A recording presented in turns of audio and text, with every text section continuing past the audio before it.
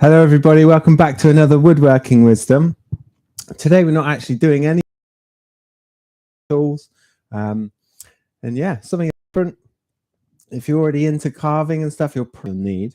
And yeah, there's just a few bits and bobs extra, and we'll go through those as we go through the demonstration. I want to get straight to it because it is a little bit time consuming when you start to having to remove the backgrounds and stuff, and we want to go, hopefully we can go from start to finish. We can put our design down, we can cut it out, remove the background, ink it up and print it all in one hit. Hopefully we've got enough time in the hour. If not, I've got a backup one here that we can play with and show you some of the techniques as well. Okay, so I've got a bit of lino down on the table here. I'm on my table today. We don't need a big heavy bench. What I would say if you're doing stuff like this is just have a little wipe around, especially if you're in a messy workshop. Make sure you've got a nice kind of clean surface and there's no like bits of dust or anything, you know, that's going to affect the print or the you know, getting the ink or anything like that.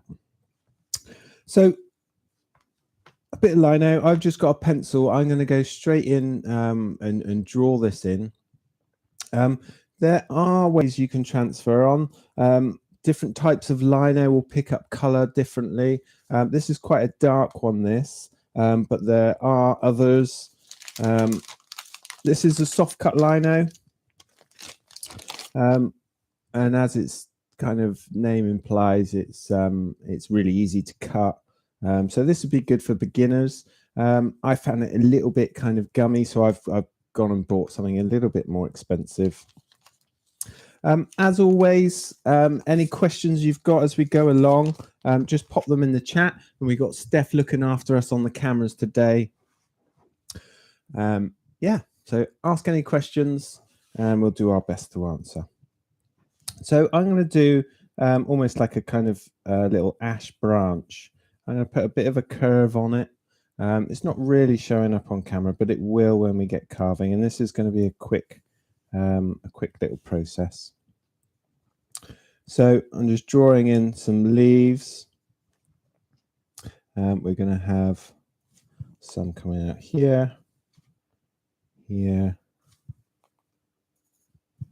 and here.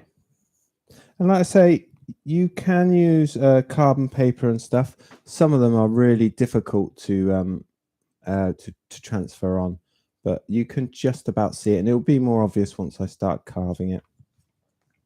So we've got some leaves here, and we're starting with smaller leaves, and as we descend down the branch, they're going to get a bit bigger, and really that's going to help us. So we're not carving out as much of the background.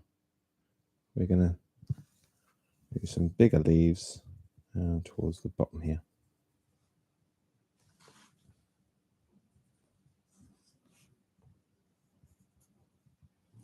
So quite kind of stylized and roughly drawing this out. My leaves just creeped over the edge there.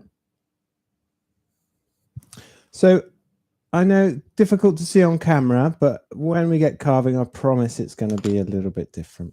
Well, we've had a bit of a top tip here. A couple of people said a welder's pencil might make it easier to see what you're sketching, and a Chinograph pencil. Yeah, so you can get the white ones, the red ones. I've not got any here with me, but yeah, certainly a white pencil would show up really well.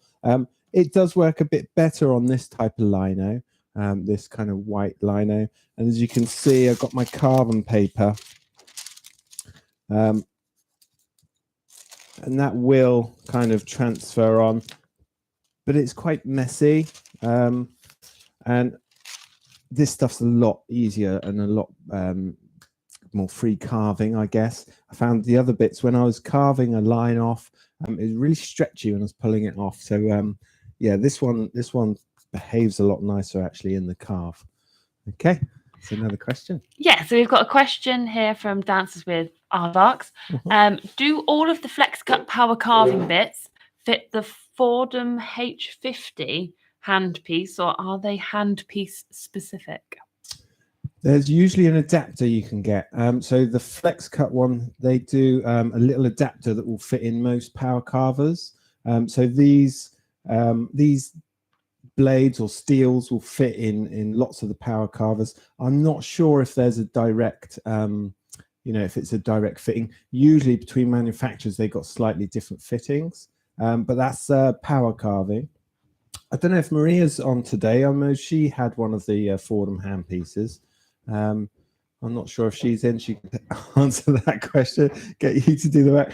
But I'm not sure it's a direct fit. It's worth checking out and have a look at them online. Usually there's some sort of, let's go on camera 3 here, Steph. There's some sort of tang on the end of the carving pieces. So it's worth just checking that out. If that tang's the same, it's generally going to fit in, but worth double checking that. Okay. So I'm going to start carving this outline. We'll get straight to it. So a V-tool, using a little V-tool here. And this will cut a really fine line if you want it to. And it's really nice. You can just drop the handle and it will kind of pop out of that cut. And we're getting little kind of pieces like this coming out.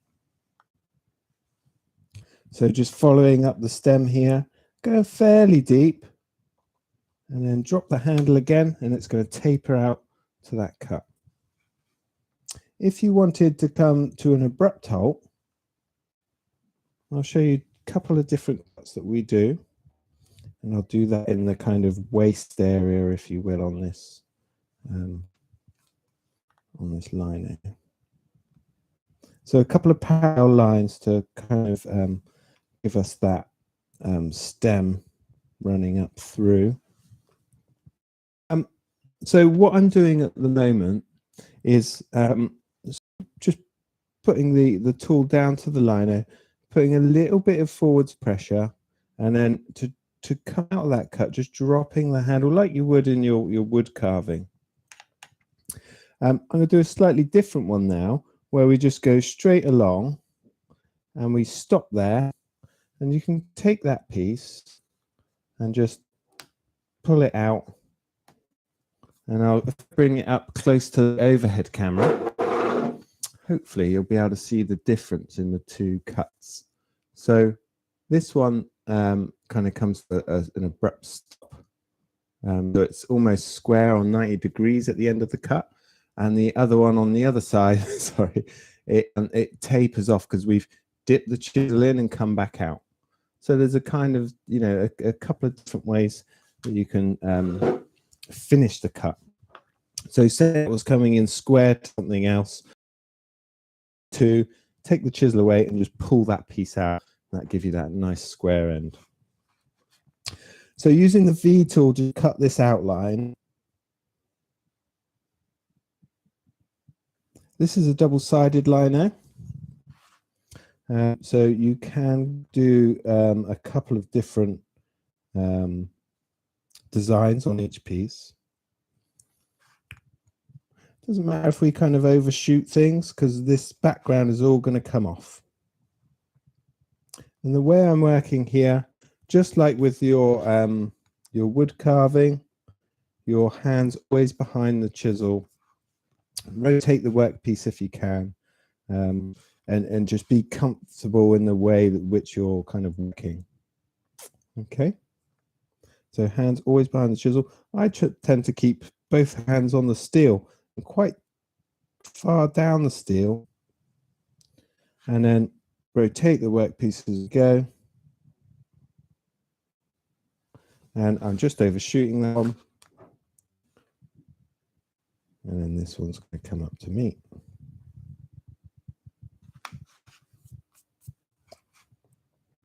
So hopefully that's looking a bit better on camera now. You can see what's going on.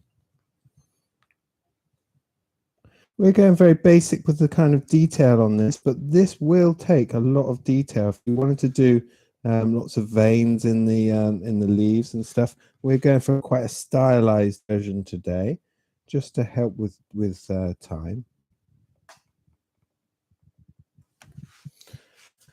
and really nice, accurate little cuts. This material is not too abrasive, so your chisels and gouges should stay nice and sharp.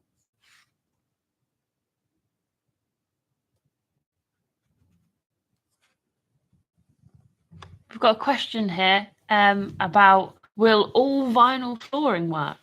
As they tend to call it, all vinyl. All lino. Lino. Sorry, vinyl. So lino floor or vinyl flooring. I'm not sure. So most of those are textured.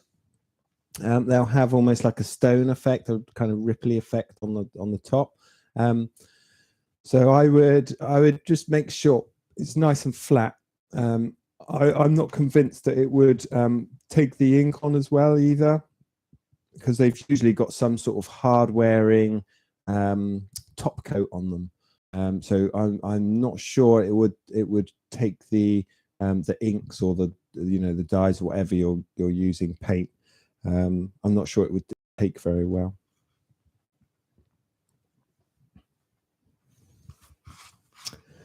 Okay. But worth a go. I'm sure it's a lot cheaper. I've got I think we've got a bit of that in the loft, haven't we, Steph? A bit of line flooring. We've got loads of the stuff. Yeah. All from the 70s, of course, when we ripped it out of the kitchen. Oh, of course, yeah. Yeah, I'm not sure that stuff would be too good. It'd be falling apart. Probably not very good for our health either. No.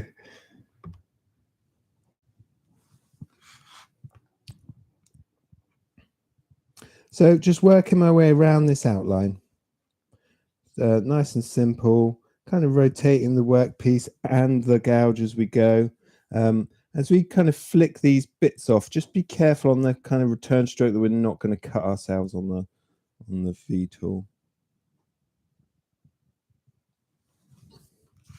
All of these carving chisels, I always kind of keep my finger on it like this. So I'm like pointing, and I know never to point at my other hand.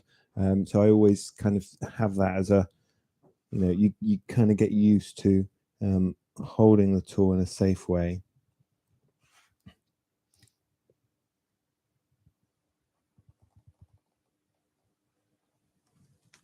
Just trying to give this a nice kind of flowing line.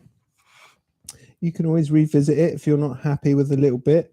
You can just shave a little bit more, blend it in. There was a little bit there where I changed direction, and that's just blended that in. Just revisit, recut.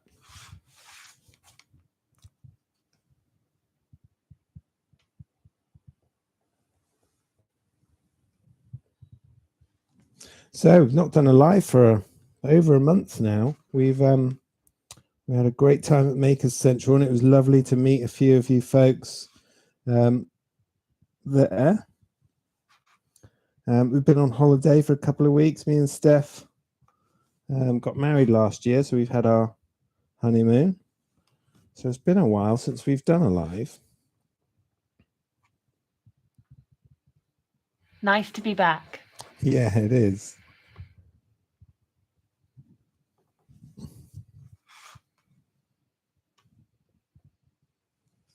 So yeah, just coming around these shapes. You never really know what you're going to get until you do your first print with it. I'm going to put some kind of vein going up through the leaf.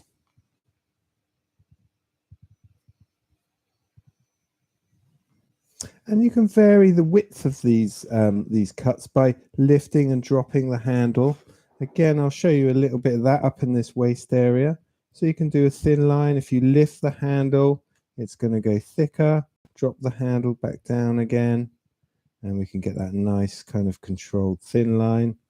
So if I lift it and drop the handle, you can get variations on the width of the cut. Okay, so you can see on this line here where we've lifted the handle, dropped it back down, and it's getting deeper and shallower. And because it's that V shape, that varies the thickness of the line that you're cutting.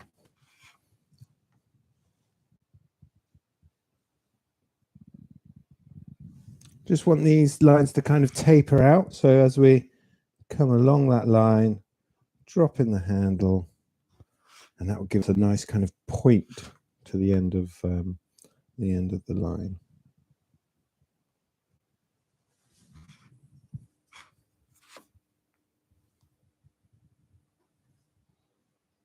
It's quite therapeutic watching you. It's a bit like those oddly satisfying type videos, just Yeah. watching someone do this. Yeah, this the next bit, when we're removing the waste, is very kind of repetitive. So we've got a little design here. We've got almost like ash leaves, if you will. And we can then, if you wanted to, you can go in and make this a bit, you know, do another kind of cut round, give yourself a bit more room for the next tool. I find this V one, because we've gone fairly deep with it, it's quite easy to pick up with the other gouge that we're going to use. And you could use, you don't have to go with a V tool. You could go with something with, you know, like a little kind of what I call a veining type tool. Again, let's bring this up nice and close. You can see it's not a V, it's a U shape.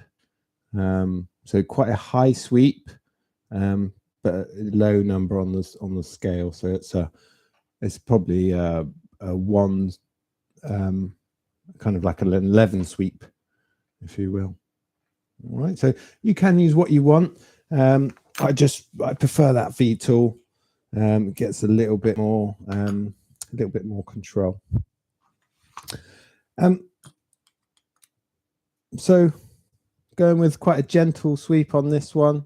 This is probably around about 5 or 6, and probably about 8 mil wide.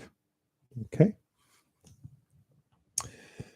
So when we come to the print, you know, sometimes it picks up some of this kind of background, what they call chatter or noise.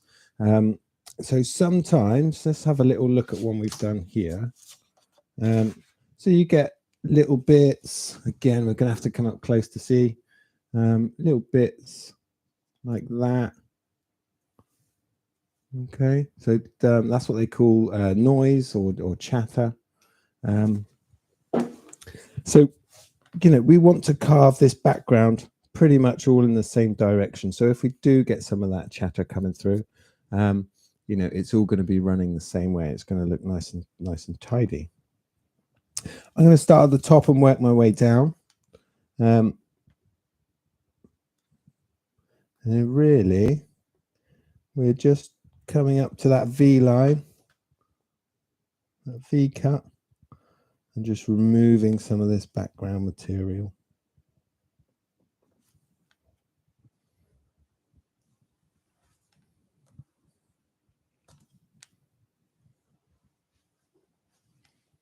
And again, you don't have to go really deep with this. We're just getting rid of some of this. And, you know, worth thinking as well, you know, what might be able to make a little stamp out of this area. So you could cut this off and, you know, carve something really small and make a little stamp, put a wooden kind of handle or something on it.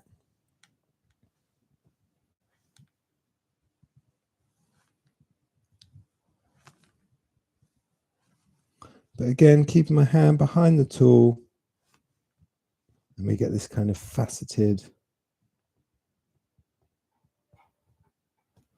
look where if you're a carver, you know, this is some of those lovely finishes people leave on there. It reminds me of that.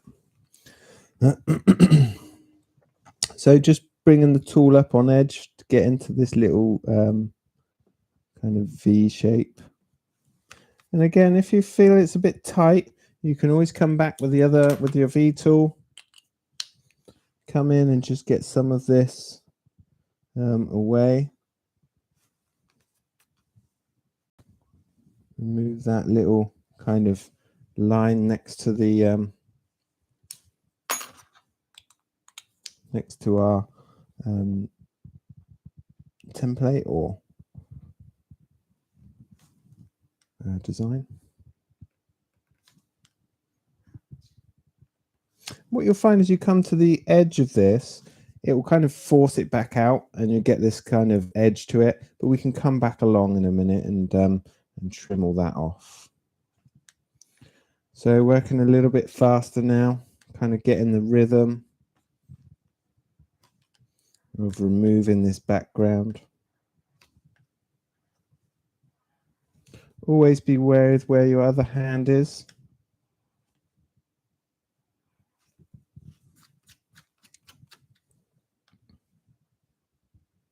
What I would say as well, if you've drawn your design on and you're kind of handling the block quite a lot, you may rub that pencil off. So, you know, get that all your lines in first, and then you've got a really easy, you know, a quick visual of what's of where your outline is.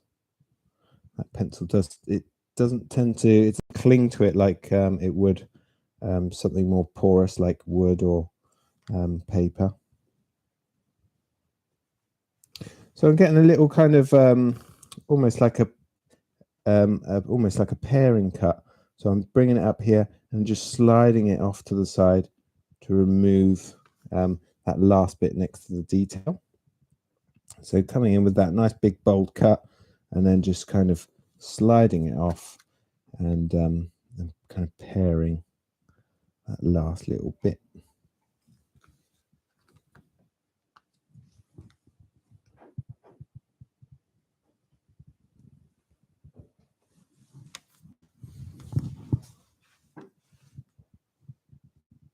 Using the side of this gouge just to get down in there, being careful with the outline of the leaf.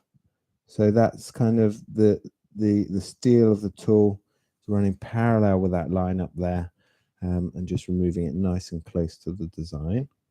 Again, using that little corner just to get in the groove we cut with the V tool. Just make sure that's nice and neat.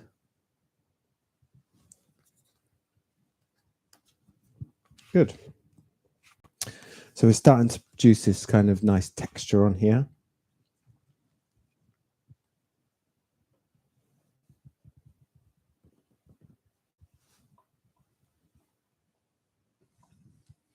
Let's just come in a little bit closer, Steph. So if you can come on to camera 2 for a moment. I'm going to bring it closer. Oops, wrong way. There we go. So we're a little bit closer. We can see what's going on a little bit better. Good. So just carrying on with removing this background. And this is why I said, you know, this is the kind of time-consuming bit. This is really nice and free cutting, but it still takes a little bit of time. You don't want to rush this. And, you know, cut into your design.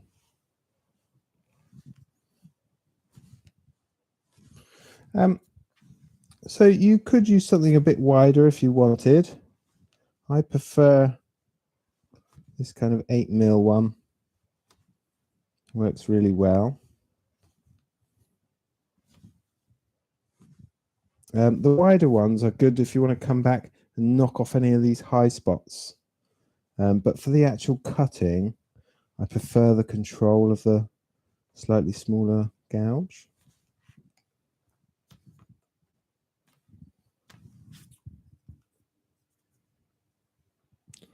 So again, using that little deep cut we did with the V tool to seat the cutting edge, and then just pushing on through to remove that material.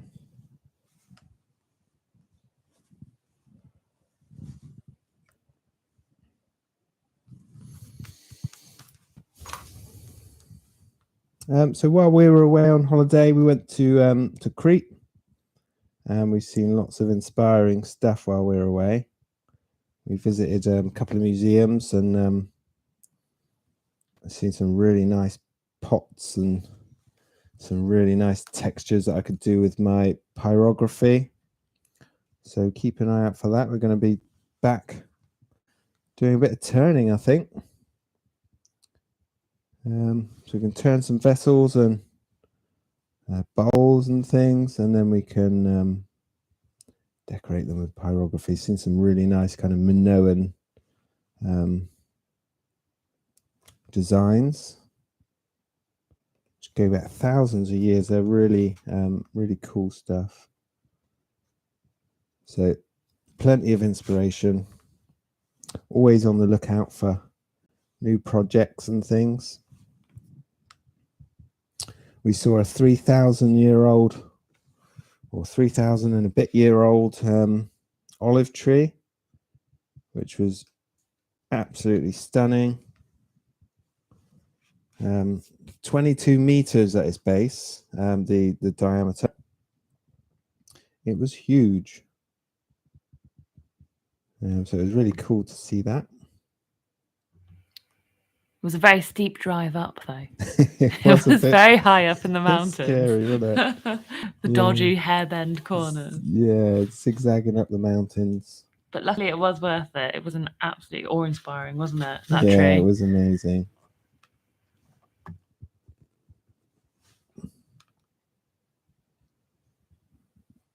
So yeah, lots of inspiration that we can have a look. I'll do some photos next time. Get some photos up on screen. I really want to show you this this olive tree for all the woodies out there. It's a real cool thing. So we're not too far off. Just controlling the depth of the cut with the kind of angle at which I'm presenting the tool. So starting the cut with the handle slightly higher just to get that cutting edge engaged. Get it, kind of dig in. And then dropping the handle for that little bit more control so we don't go too deep. And you can cut right through this material, right through to the other side.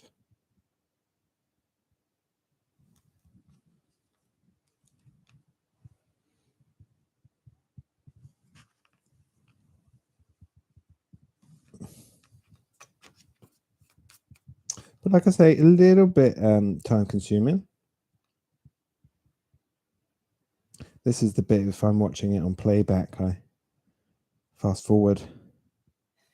get to the end bit a little bit. Yeah. I'm finding it mesmerizing watching. I don't know why. It's like watching somebody wood turning or routing. It's just kind of find yourself being drawn in, don't you? Yeah. And we've had a question here from Frederick Day. Ben, he's asking, have you ever made a tessellating print or a portrait of Colwin? A tessellating print? No, I'm not sure. I think a tessellate is a small, kind of. So we're jumping off cameras here. Sorry. Tessellate. That's like a really small rotation, isn't it? No, I've not heard of that, Frederick. Sounds interesting though. Something to make a note of. Maybe we can see if we can work it into a live. Yeah, we always like new ideas here. Not so keen on a portrait of Colwin though. I hope he's watching. No, don't say mean. Oh, I see his face and that'll work. Oh dear.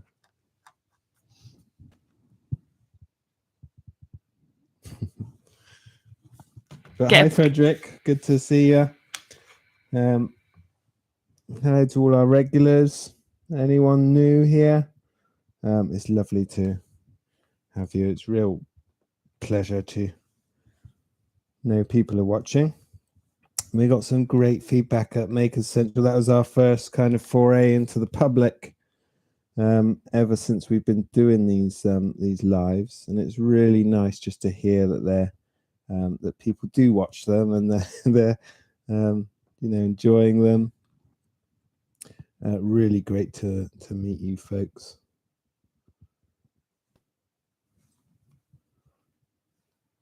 Even I got to meet some people, which is nice. Yeah, It was good. Yeah, you were doing all the cameras and stuff, weren't you? I was. On the we had a little live demonstration area. I was kept very busy, but at the same time, I felt guilty because by the end of the day, everybody else was absolutely exhausted from walking around and talking to everybody all day, and I was sitting down, but busy. I promise. Busy, I was filming everything, lots to do, lots to swap out and change. Okay, we're getting there, folks. So I'm just doing a little kind of upwards cut to these, which I guess are like stop cuts if you were doing a relief carving. So taking these up to there. Sorry, Colwin's just been on. Oh, is he? He's popped a little comment in the chat. He thinks a portrait of Colwin's a great idea. You might get your wish after all, Frederick. I do have another question here from Frederick. Great. He said sensible question this time.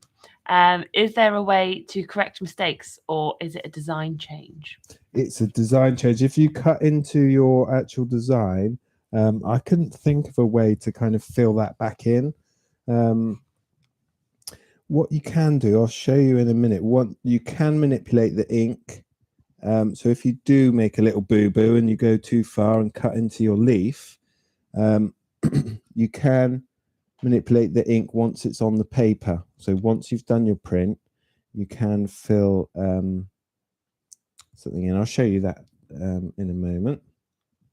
We're nearly to the point we want to start getting some ink ready. So I'm not trying to carve off of this edge.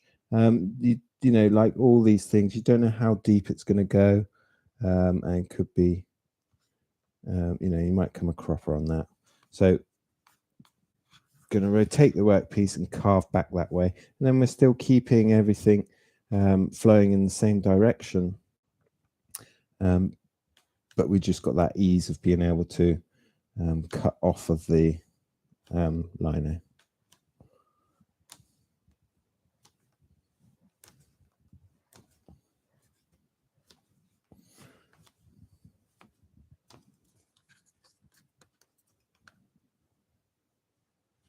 And it's really easy on these edge bits to kind of really dig in and come through the bottom. So again, just keep that handle low, keep that control, and yeah, just take it easy. So nearly there. And like we were saying, with a lot of these things, although it's a bit of a chore, if you're doing it, you know, someone's watching, you feel you got to, you know, really blast through it. Actually, when I'm doing this at home, or, you know, you've got your own free time, it's quite relaxing. And I quite like those repetitive little jobs. Lift that one up. Okay. So along this edge here, remember we said the top and bottom, we get these little bits where the kind of chisel just resists coming out of that cut. So I'm just going to trim the top and the bottom like this.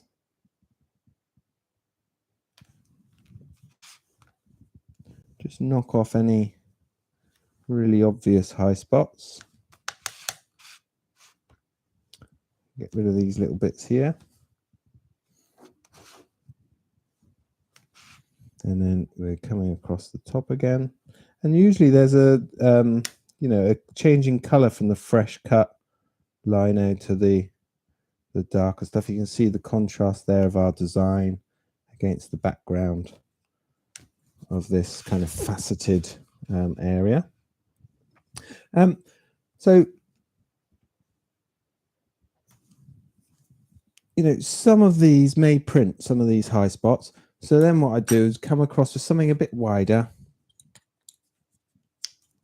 and just, you know, lose any of those high spots. Some people quite like that, that kind of chatter or background noise. So some people will leave that kind of faceted look on and will, you know, have those high spots showing in the print. I just want to show you this because it's a good way of knocking that back really quickly. And you don't need the control that you wanted with the other gouges. We're really just taking away anything we might you know, consider a high spot. But you can never really tell until you've done your first print, and that first print is usually a kind of test thing anyway. And then you can always revisit these. That's the beauty of it. And I'm using a water-based ink, so it's easily to kind of to wash this up. A bit soapy water.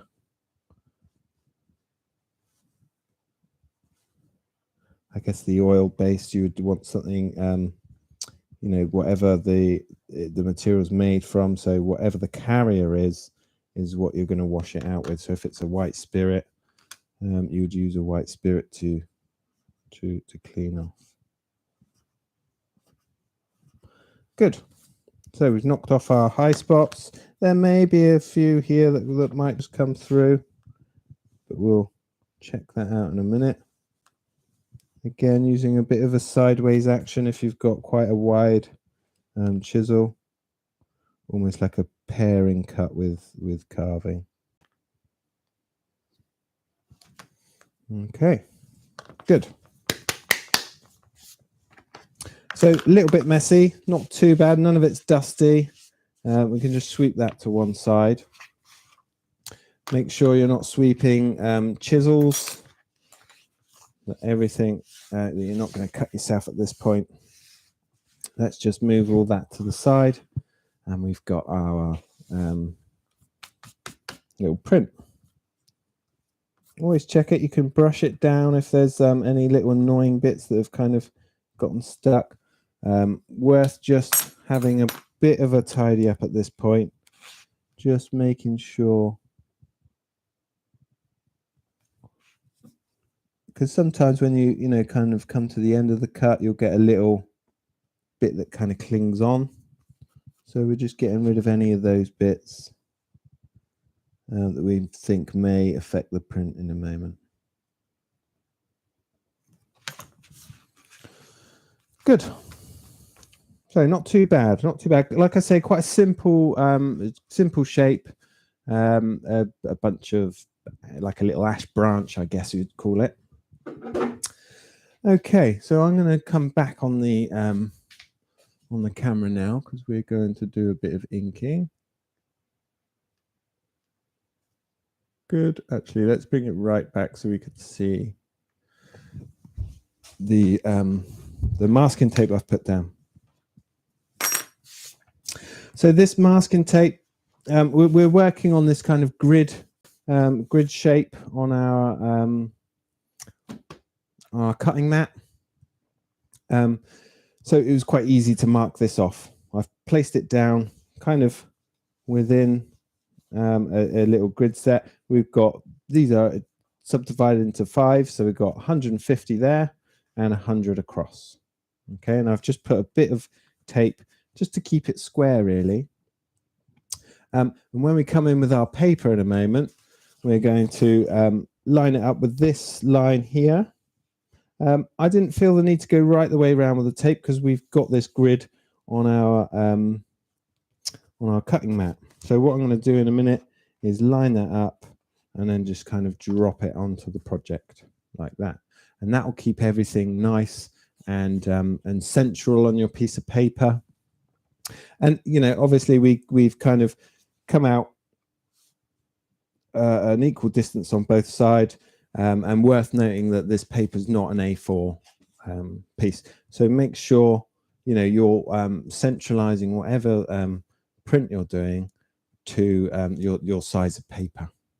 Okay, and this is also going to help if you wanted to do other little, you know, if you wanted to come in with a secondary color, or you wanted to add something, knowing where this is, where it sits, is going to be really useful for other little jobs as well. If you wanted to kind of develop it and put more colors, or a second branch coming across in a different color or something like that.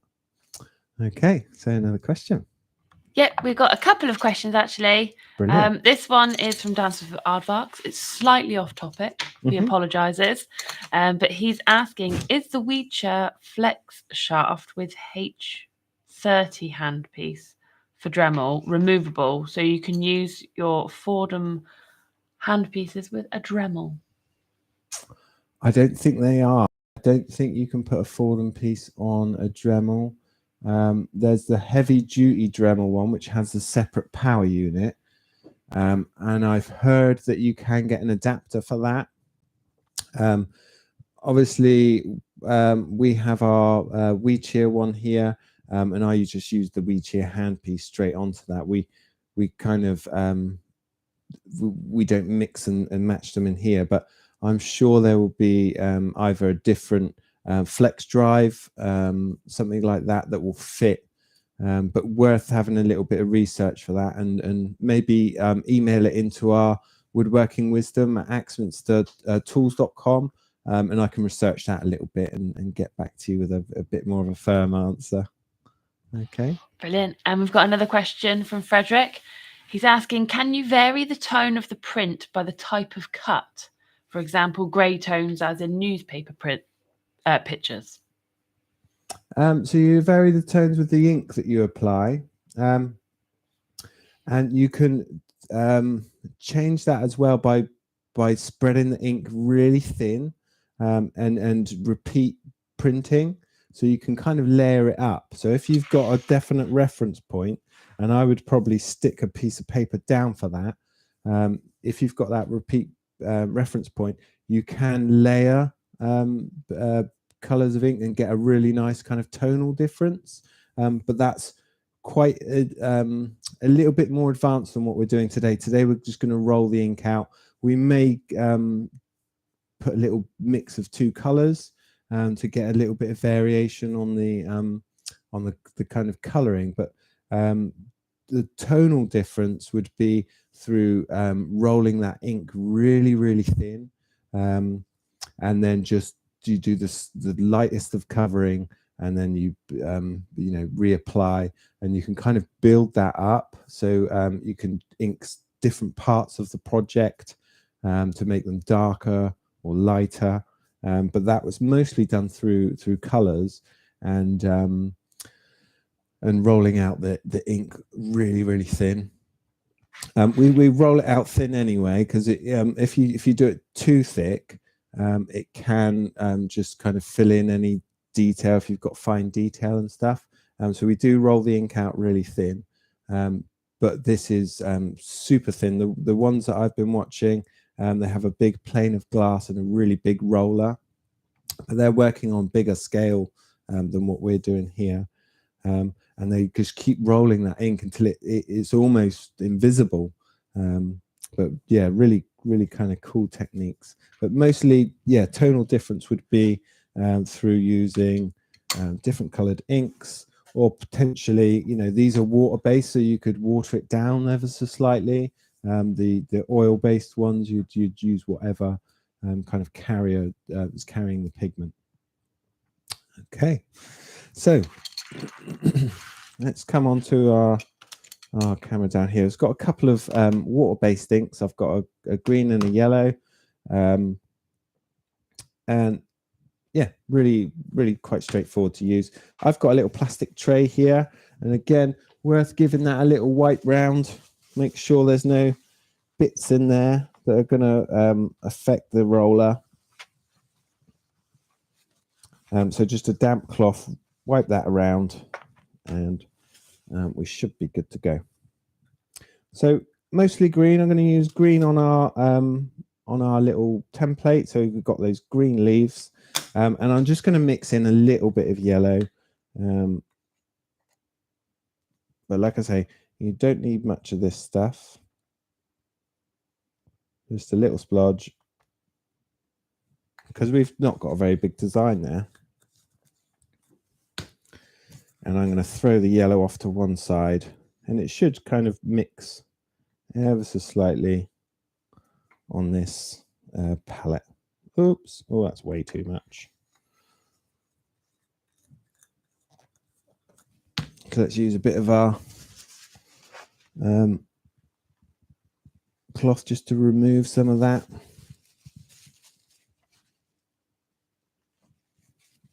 And as well with the green, I think. Just getting rid of some of this ink. It's quite come out the bottle quite quick. It was a lot thicker last time. I think it may have warmed up a little bit. So it's a bit more free flowing. Use gloves if you're mucky like me, because we don't want to get if we start handling our piece of paper in a minute, we don't want to get all these inks and stuff on the paper where it shouldn't be. So a little bit of ink. You don't need much at all for a project like this. There's no point in putting loads on there because it will just waste. You can't put it back in the bottle. I got my little baby roller. Okay, again, you can get these in different sizes. I've got a couple around the place. But we're going to start to roll this ink. You want to spin the wheel a little. And I'm not touching that yellow yet because I want a kind of tonal difference. And if I start to roll that as well, it's just going to mix straight away into our green. And I'm not sure if you can hear that. It's like a little hiss. But we're rolling it out nice and thin. Get that roller moving as well, so it's spinning in air between each kind of roll out. And we should get a nice little texture on this. And I'll bring it up to camera in just a moment. I'm going to try and wipe off the excess on my roller, just on a bit of blue rag, so we're not, so we're trying to keep that yellow just slightly separate.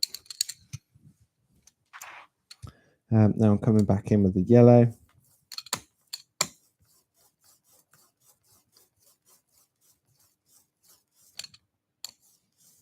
I'm trying to keep it on that side.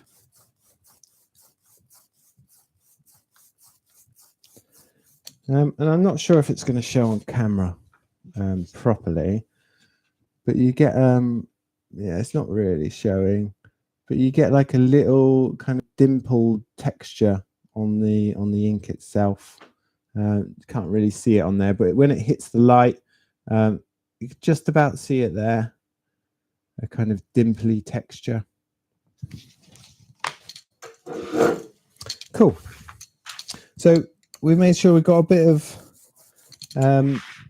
ink on our roller, nice and thin, and we're just going to roll over the top of our project, and it should just pick up on those high spots. We're getting a nice kind of graduation in the color.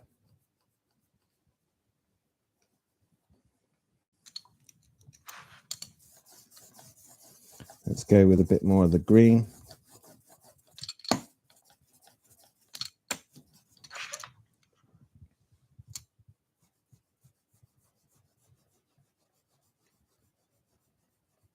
And just nice and firm. We don't want too much of this ink on the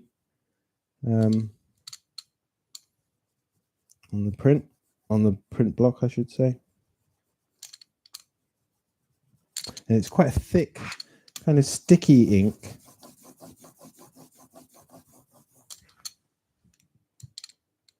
And we're just making sure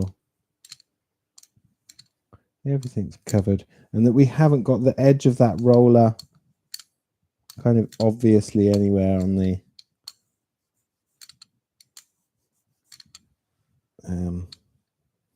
template.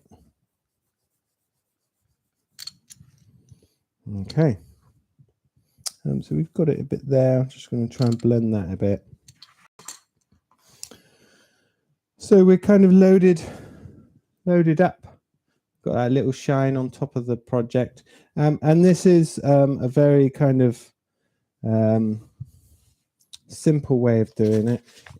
If you're worried about this background noise, we can always kind of mask that off a little bit by using a scrap of paper. If you don't want any of this to print, we can just use these scraps of paper just to cover that bit of ink. Cool. I got my my project squared in our those little markers. I want a bit of paper. This is quite a thick gauge paper, printmaking paper, but you don't have to use anything like this. So what I'm doing here is just lining up to this bottom corner now, lining up my piece of paper, and remember we centralized that that print in the middle. So when we drop that on, we can hold that down, and I tend to use the back of a wooden spoon or something like that.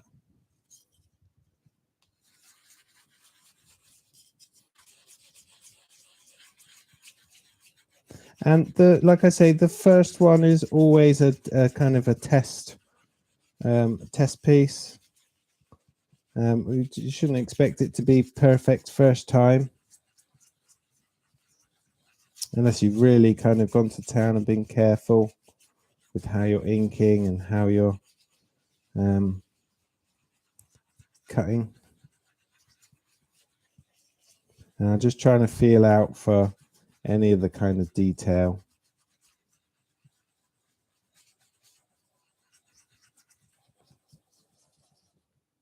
Just shifting my hand where I need to come down a bit lower. Again, make sure you've got clean hands when you're doing this. You don't want to transfer ink on the back of the project. And don't be too rough with this process. We want to just gently rub that down. We don't want this piece of paper to slide around at all. But again, that's going to affect your print.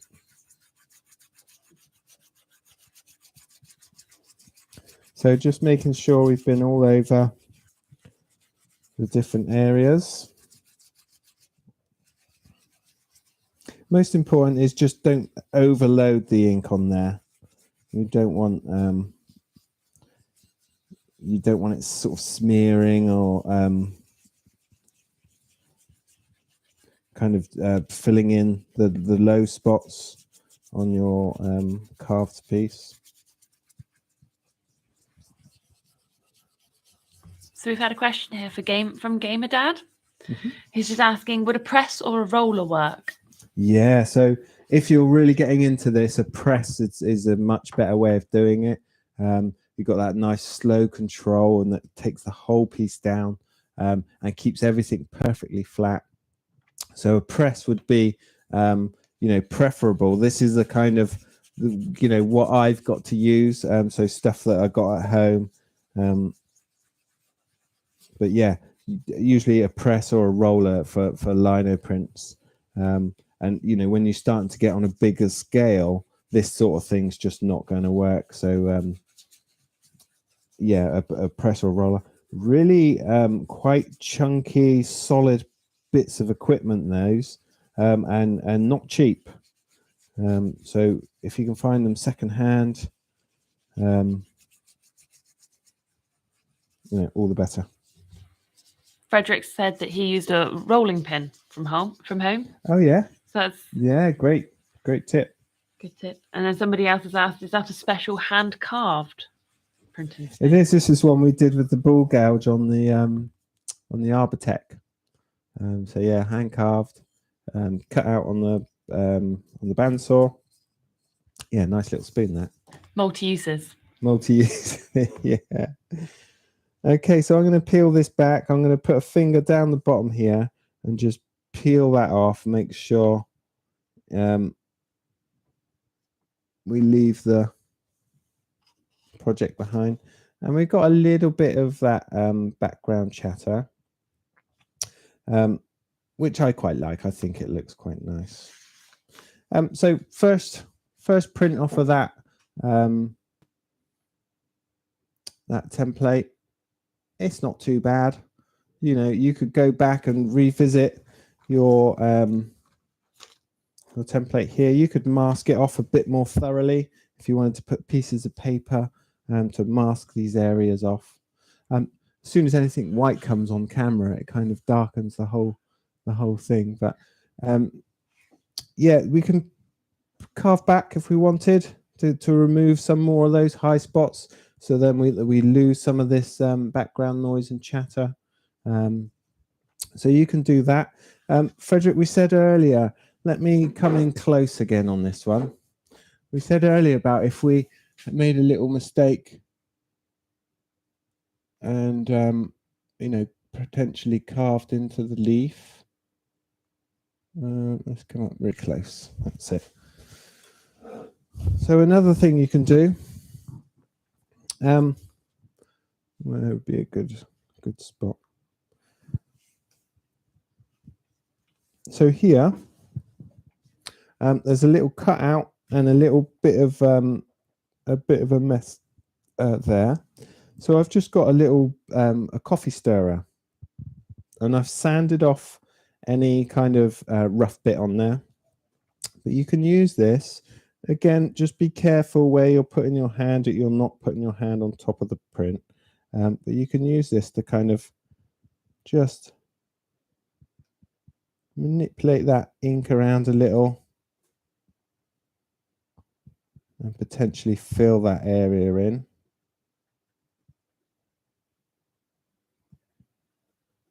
Without it looking like we've messed with it too much.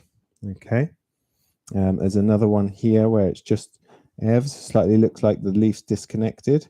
So we can just use a little something wooden. It needs to be slightly porous just to pick up that ink.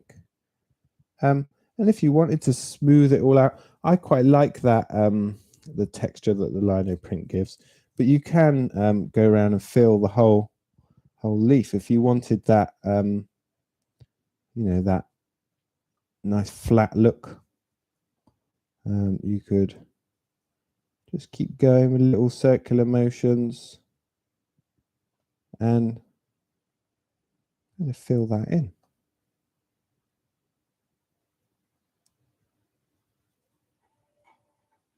So I'm going to do this whole leaf and then I'll show it up close, just so you can see the difference in the kind of texture.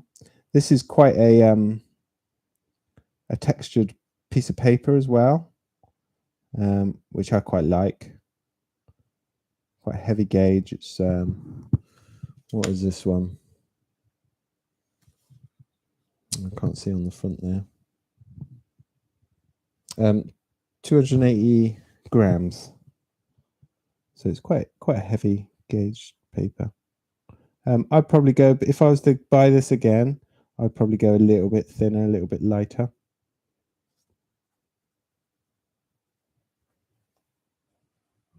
We and the Artful Bodger here's got he's wondering if you got the coffee stirrers from Starbucks.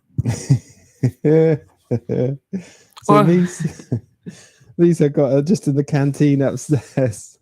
But yeah, you can forget the coffee stirrers wherever. One of our guys at Maker's Central caught me in the cafe getting extra sugars for the tea, because one of our guys went and got the tea and never brought the sugar back. So okay, it's just coming up nice and close onto this overhead camera. You can see the difference between where are we? So this leaf here to this leaf here. Oops.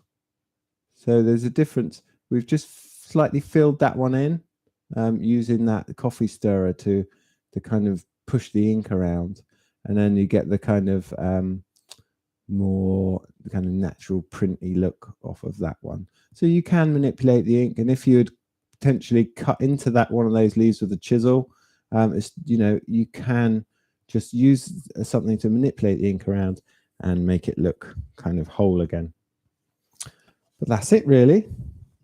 So a little bit on lino printing. We kind of thought of this because, you know, if you're into wood carving and things like this, you can carve onto wood, things like boxwood, the end grain, if you're doing little stamps and things. So wood block carving. But another way to use your Flexcut gear. And this is a really nice one, again, for people to get involved. And once you've got that template, you can use that zillions of times. Say you wanted to do like a card with a repeating theme on it, or you've made a design, perhaps you've got a little logo that you wanted to do and stamp on things. It's a really nice way of quickly repeating. And, you know, you can add different sections and put layers on them. We haven't got time for that today, but certainly a really cool little craft worth exploring. Well, that's it. Thanks again for watching. If you've enjoyed this, give us a thumbs up and a subscription. We really appreciate all the support that you guys give us. But that's it for another Woodworking Wisdom. We'll see you again soon.